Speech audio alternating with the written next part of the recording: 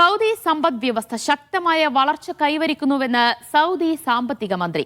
മൊത്തം ആഭ്യന്തര ഉൽപാദനം 5.1% വളർച്ച നേടും. എണ്ണേതര വരുമാനത്തിലും വലിയ തോതിൽ വളർച്ച കൈവരിച്ചെന്നും മന്ത്രി പറഞ്ഞു. റിയാദിൽ നടന്ന ഫ്യൂച്ചർ ഇൻവെസ്റ്റ് ഇനീഷ്യേറ്റീവ് ഫോറത്തിനാണ് സൗദി സാമ്പത്തിക മന്ത്രി ഫൈസൽ അൽ ഇബ്രാഹിം സൗദിയുടെ സാമ്പത്തിക വളർച്ചയെക്കുറിച്ച് സംസാരിച്ചത്. എണ്ണയിതര മേഖലകളുടെ പിന്തുണയോടെ 2025-ൽ GDP 5.1% വളർച്ച നേടി.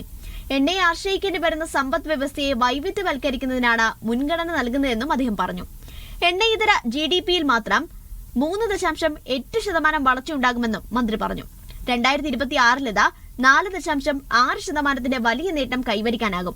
വിഷൻ 2030-ന്റെ ഭാഗമായി വ്യവസായം, സാങ്കേതികവിദ്യ, ടൂറിസം, സേവന മേഖലകൾ എന്നിവയിൽ വലിയ മുന്നേറ്റമാണ് പ്രതീക്ഷിക്കുന്നത്. ഇന്റർനാഷണൽ മോണിറ്ററി ഫണ്ടും സാമ്പത്തിക വളർച്ച 4% ഉയർത്തിയിട്ടുണ്ട്. എണ്ണയിതര മേഖലയിലെ മുന്നേറ്റം ഉറപ്പാക്കുന്നതിലൂടെ രാജ്യം ആഗോള സാമ്പത്തിക ശക്തിയായി വളരുമെന്നാണ് വിലയിരുത്തൽ. Media 1 Jeddah.